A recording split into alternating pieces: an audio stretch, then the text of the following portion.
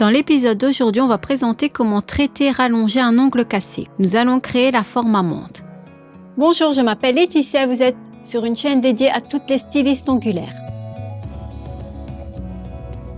Les produits et outils que nous allons utiliser dans l'épisode d'aujourd'hui sont le gel Easy Shape Light Rose, la base Perfect Base, le top mat pailleté rose.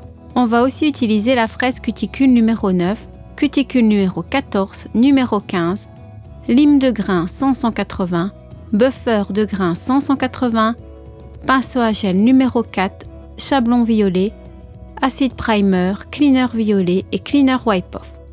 Nous commençons le travail par désinfecter nos propres mains, par mettre des gants jetables et par désinfecter les mains de la cliente. Mettons ce scénario dans nos têtes, c'est le début de notre travail et ainsi nous travaillons en toute sécurité.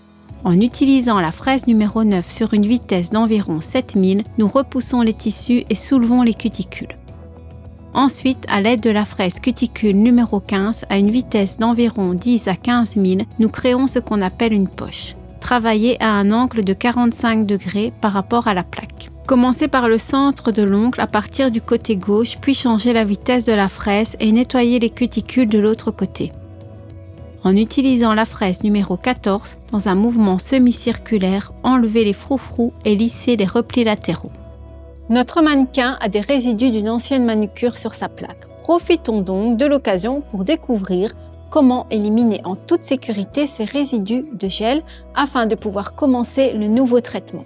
À l'aide d'une lime 100-180, grinçant, raccourcissez le bord libre de l'ongle autant que possible. Retirez le résidu de gel avec le côté de la lime ayant le grain le plus élevé, c'est-à-dire 180. Arrondissez le bord libre de l'ongle de façon à ce que soit confortable d'appliquer un chablon, puis matifiez la plaque d'ongle naturelle. Travaillez dans une seule direction de gauche à droite. Il est maintenant temps d'adapter le chablon. Décollez-le du papier. Coupez la perforation supérieure, saisissez le chablon à deux mains. Roulez le chablon et placez-le sous le beurre libre pour l'essayer et voir s'il s'adapte. Vérifiez où se terminent les points de croissance de l'ongle et coupez le chablon à un angle de 45 degrés par rapport à la lettre I en indigo. Découpez les soi-disant oreilles de chat, tournez et répétez de l'autre côté. Assurez-vous que l'angle des incisions est le même.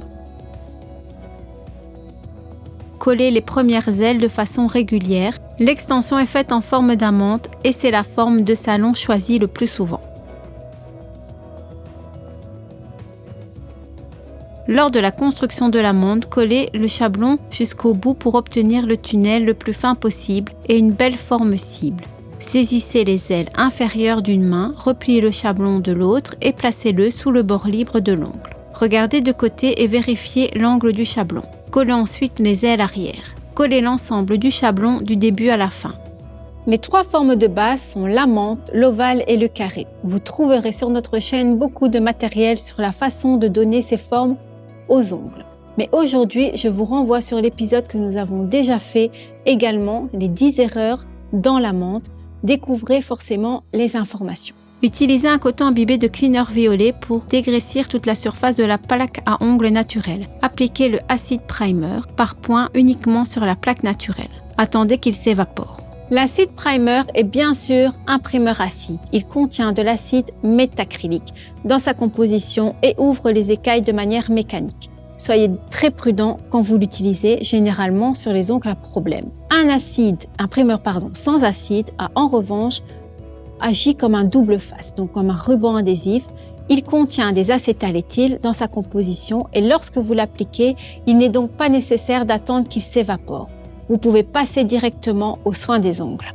À l'aide d'un pinceau à gel numéro 4, appliquez la base Perfect Base dans la plaque et durcissez pendant 60 secondes sous la lampe. Créez le squelette avec le gel Easy Shape Light Rose. Étalez une petite quantité de produit sur toute la surface de la plaque. Prenez ensuite une petite perle de gel et placez-la à la jonction du bord libre et du chablon. Répartissez le produit sur les deux côtés et faites glisser jusqu'au numéro 3 sur le chablon. Avec un pinceau propre, nettoyez les bords du squelette lui donnant la forme de la longueur définitive. N'oubliez pas de bien sécuriser les points de stress. Faites durcir pendant 60 secondes sous la lampe. Utilisez un bâton en bois pour décoller doucement le chablon du squelette et tirer vers le bas. Tout doucement, pour ne pas l'endommager, prélevez une petite quantité de gel. Étaler sur tout l'ongle pour créer une couche de glissement, sélectionnez une plus grande perle de gel et la déposez à la place de l'apex. L'apex est le point le plus élevé de l'arc supérieur de l'extension de l'ongle. S'il est bien construit, il protégera l'ensemble de la structure des fractures douloureuses, notamment au niveau du point de stress. Pour faciliter la pose du produit, essuyez le pinceau contre un coton sec. Pressez doucement le gel et amenez la matière par un mouvement de pulsation aussi près que possible des cuticules, puis revenez à l'apex. Le même mouvement est utilisé tout autour du repli inguéal. Puis, avec un mouvement en chevron de droite à gauche, faites glisser le gel vers l'extrémité de l'ongle. Si vous manquez de produit sous le pinceau, prenez une deuxième portion de gel et remettez-le là où vous l'avez laissé. Par un mouvement de pulsation, combinez le gel avec le reste du gel précédemment placé sur l'ongle. Guidez doucement le pinceau sans l'enfoncer trop profondément. Corrigez la structure et égalisez toute la surface du matériau. Faites durcir l'ongle ainsi construit pendant environ 12 secondes sous la lampe, puis vérifiez que le gel est pré-durci. Comment le vérifier ? Il suffit de taper le dessus de l'ongle, par exemple, avec une pince ou un autre outil métallique et dès que vous entendez un son creux et spécifique, vous savez que le gel supérieur a durci. Ce qui veut dire que vous pouvez commencer à faire le tunnel. Et rappelons qu'un beau tunnel est la carte de visite de la menthe. À l'aide d'une pince, créez un tunnel en serrant l'ongle au point de stress. Mettez la pince sur l'ongle et mettez-le avec le doigt sous la lampe. Faites durcir pendant 60 secondes à l'aide de la lampe. Nettoyez la couche collante de gel avec un coton imbibé de Cleaner Wipe Off. Mettez-vous à limer les ongles. Que devez-vous garder en tête ? Bien évidemment, un bon plan de limage, car un travail bien planifié va toujours plus vite qu'un travail chaotique. Nous voulons avoir un plan et ce schéma est notre plan sur la façon de bien limer les ongles. Nous donnons une forme amande préliminaire et limons les côtés vers le centre. Veillez à ce que les deux côtés de l'ongle soient symétriques. L'étape suivante consiste à travailler la zone autour du repli inguéal.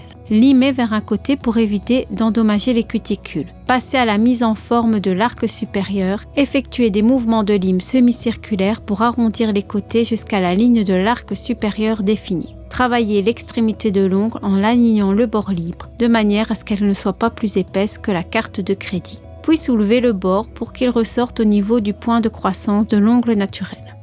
Enfin, arrondissez le bord libre en forme de bateau, finissez la forme avec une dernière touche de lime et lissez toute la surface avec un grain 180. Enlevez la poussière éventuelle avec un pinceau cupcake brush souple. Utilisez un coton imbibé de Wipe Off pour enlever toute poussière restante et terminer la manucure avec notre nouveau top mat Princess Matte Top Coat. Couvrez l'ensemble de l'ongle et créez une ligne de lumière légère. Faites durcir pendant 60 secondes sous la lampe. Fini. Voilà la manucure aujourd'hui sous la forme d'une amande de salon. Et c'est déjà la fin de notre épisode. Faites-nous savoir dans un commentaire si la menthe règne toujours parmi les formes les plus populaires dans votre salon. Peut-être a-t-elle été remplacée par un carré court ou par les formes de gainage, ou peut-être que la menthe est maître chez vous. On est très intéressé par votre réponse. N'oubliez pas que nous sommes là tous les mardis à 17h. Merci pour l'attention et à bientôt.